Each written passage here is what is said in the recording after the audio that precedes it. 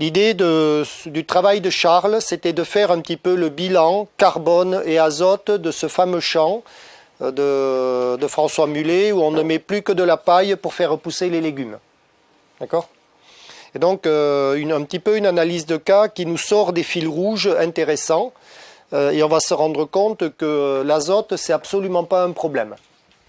Le problème, il est ailleurs. Donc, l'idée, c'était de poser des questions simples. Un paysage fertile, il est comment ?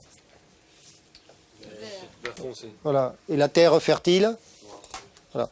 Et donc, on va avoir des choses assez simples. Hein. Et donc, effectivement, tout ce qui est vert, ça pousse, et tout ce qui est noir, ça pousse. Hein. Et à chaque fois, quand on fait les molécules, vous voyez, là, vous avez la chlorophylle avec son ion magnésium au milieu.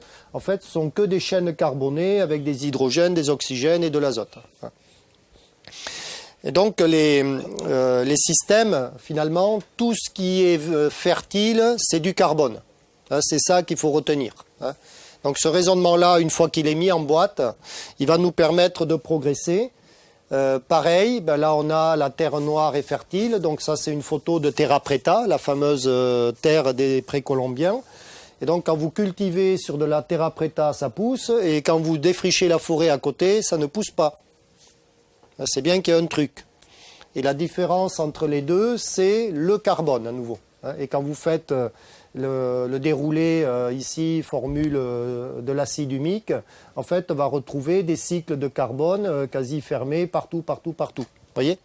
Et donc, cette polycondensation et ces cycles de carbone fermés, ils sont très performants, c'est-à-dire ils hébergent énormément d'énergie.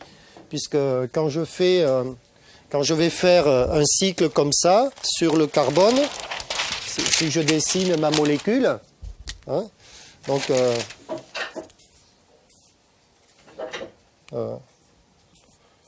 en fait, vous avez des doubles liaisons régulièrement comme ça, et puis hop, une autre qui part, et on regarde si on en a bien 1, 2, 3, 4, 1, 2, 3, 4, 1, 2, 3, 4. Le carbone, il est tétravalent, 4 liaisons atomiques. Et donc, à chaque fois qu'une bactérie va arriver ou un champignon est cassé une liaison, crac, crac, on casse, on casse, on casse, on casse, en fait, vous allez libérer l'énergie. Hein? D'accord ? Et donc, ce qui fait que ces systèmes-là, ils vont être très, très, très performants en stockage d'énergie et en restitution de l'énergie. Hein. Et après, ça a d'autres facultés, c'est l'eau. Hein. Si on a le temps, on fera un zoom rapide sur la fertilité biologique, physique et chimique des sols, etc. Donc, ça va stocker l'eau, ça va se comporter comme une éponge, etc. Donc, plus vous avez de matière organique, mieux c'est dans un sol. Donc j'ai trouvé des sols à 10% de matière organique quand même. Et je l'ai en moyenne montagne, 800 mètres d'altitude, là, dans le massif central. Ben, le gars qui a ça, il fait de l'élevage, il fait un petit peu de céréales, et quand il fait des céréales, avec pas beaucoup d'azote, d'accord, eh ben, il fait 70 à 80 quintaux, mais à 17 de protéines. Et donc on a des spirales d'aggradation, c'est-à-dire on va construire des terres fertiles. Donc là, on prend un terril, hein, du charbon, et on pensait que rien n'aurait poussé là-dessus.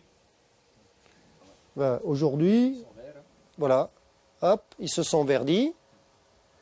Et puis voilà, aujourd'hui, à quoi ça ressemble. Voilà, c'est couvert d'arbres. Donc, sur quelque chose qui apparemment était stérile au départ, puisque ça s'appelle les stériles de la mine, hein, c'est les déchets, c'est tout ce qu'on ne peut pas utiliser, et bien, le végétal, là-dessus, il reconstruit sa dynamique d'écosystème et ça a duré une petite centaine d'années. Hein. Et il n'y a rien à faire, le végétal, il fait ça partout, tout le temps. Hein. Et là, on peut être surpris de la performance du végétal. Et donc finalement, on pourrait se poser la question, est-ce que c'est stérile, c'est vraiment stérile, ou est-ce qu'on n'aurait pas intérêt à envoyer ça dans les champs? Mais oui, hein. Finalement, qu'est-ce que c'est le carbone de ma mine, hein, si ce n'est qu'un végétal en stock depuis des millions d'années. Hein. Donc, à la limite, c'est du carbone. Hein. Et là-dedans, on a commencé à voir tout un tas d'associations, des petits malins, ils cultivent, y compris de la vigne et autre chose. Et en fait, on va se rendre compte que systématiquement, quand le végétal va arriver au sol, vous allez avoir cette chaîne de biotransformation. C'est-à-dire qu'avec la photosynthèse, vous faites un lien CO2 de l'air, carbone de l'air, de forme gaz, d'accord? Avec autre chose. Donc ce carbone, vous allez le lier dans de la matière. Donc la photosynthèse, c'est un phénomène un petit peu complexe qui va transformer du gaz en matière. D'accord? La plante, c'est de la matière. Et donc, cette transformation particulière qui va prendre le gaz et le transformer en matière, ça va vous donner du carbone organique, de la matière organique qui va être décomposée d'abord par des grands individus, des vers, enfin tout un tas de... des petites bébêtes, on va dire ça, mais ça se voit, c'est des grands individus globalement, c'est de la macro-mésofaune. Et donc, au fur et à mesure que ça va être fragmenté, c'est des individus de plus en plus petits qui vont consommer cette matière jusqu'à en faire du CO2 à un moment donné à nouveau.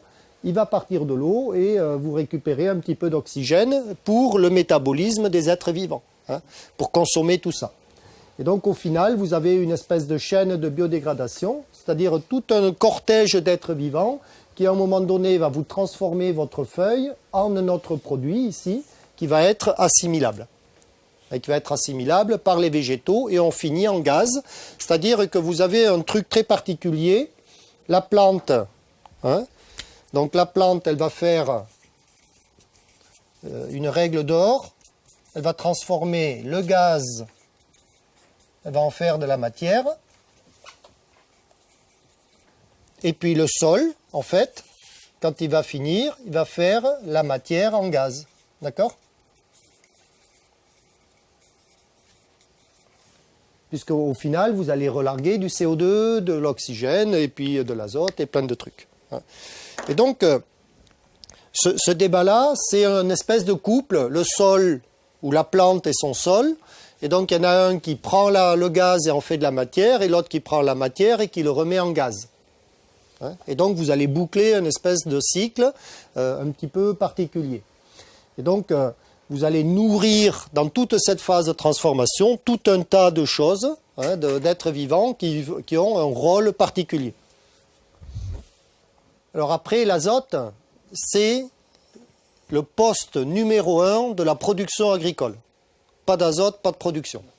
Il faut vraiment se le mettre dans la tête.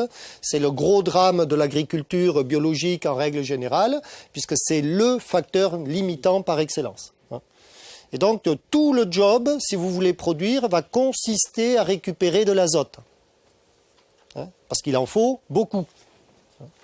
Et donc, vous reprenez le travail de Liebig, il n'y a aucun problème. Le tonneau percé, c'est-à-dire le facteur qui manque, c'est le facteur limitant. Et avant le phosphore, avant la potasse, c'est toujours l'azote, votre problème. Donc, on commence à mettre l'azote non limitant, et pour éviter que l'azote soit un facteur limitant, il faut le plus possible de matière organique. Les deux dossiers vont ensemble, et cette matière organique, en fait, vous allez la rentrer ici, ça va donner de la matière organique, et entre la plante et le sol, il va y avoir un job très particulier de récupération de l'azote. L'azote, on se rend compte que c'est pas limitant du tout. C'est ce qu'on a vu ce matin, il y en a 80% dans l'air, quasi. Donc, ce n'est pas un facteur limitant pour la production végétale. La question, c'est comment les plantes vont récupérer tout cet azote-là pour qu'elles en aient assez dans leur acte de production. Alors du coup, on a des raisonnements un petit peu particuliers. Dans une prairie, on se dit, d'où vient l'azote quand la prairie pousse toute seule? Alors on pourrait penser, graminées, légumineuses, c'est la légumineuse qui fait le job. Pourquoi pas, mais l'azote vient quand même de l'air. Et dans une forêt qui pousse, là on a un petit bois au milieu du champ, eh bien, dans cette forêt-là, d'où vient l'azote? Mais sûrement plus des légumineuses à ce stade-là. D'accord? Donc, le problème, c'est comment le système végétal intègre cette quantité d'azote phénoménale qu'il va avoir besoin ben, pour faire pousser ma prairie, là, j'ai besoin de 30 unités d'azote par tonne de matière sèche produite. Donc, si je veux produire un max 15 tonnes de matière sèche, il me faut combien d'azote? Ben, 450 unités d'azote. Oui, des kilos d'azote pur. Et voilà le niveau d'azote que vous allez devoir manipuler dans vos systèmes végétaux. C'est-à-dire c'est des quantités phénoménales. Et on a peur de ces chiffres-là. Et on ne devrait pas, parce qu'en fait, on va se rendre compte que la nature en manipule autant, voire plus. Hein. Donc, retenez un truc très simple. Je veux le rendement maximum. Hein, c'était la règle de ce matin. Donc, mon rendement maxi,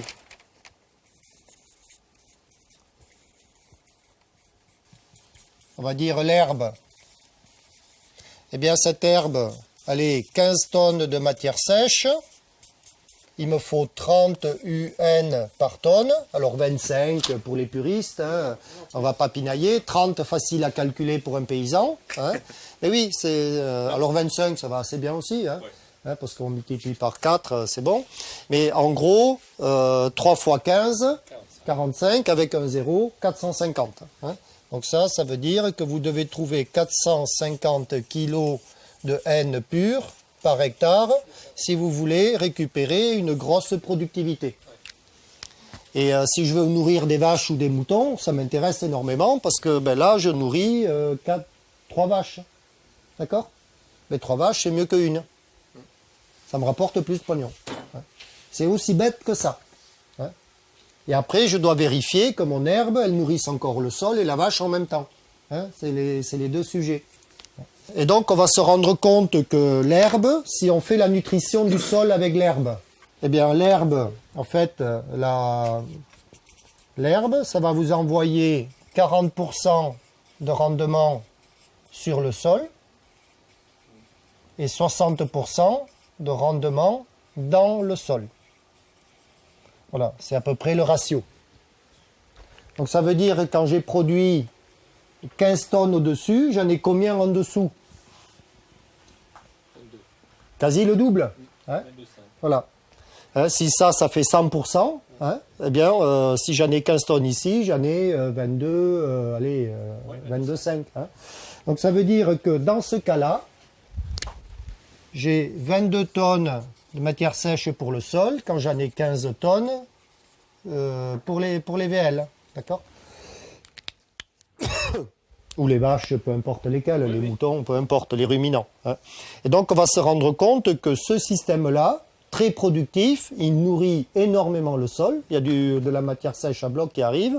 J'ai encore nourri la vache, je nourris la vache et le sol, tout va bien. Mais il va me falloir une quantité phénoménale d'azote. Et donc, d'où vient l'azote que je pourrais avoir là-dedans? D'accord?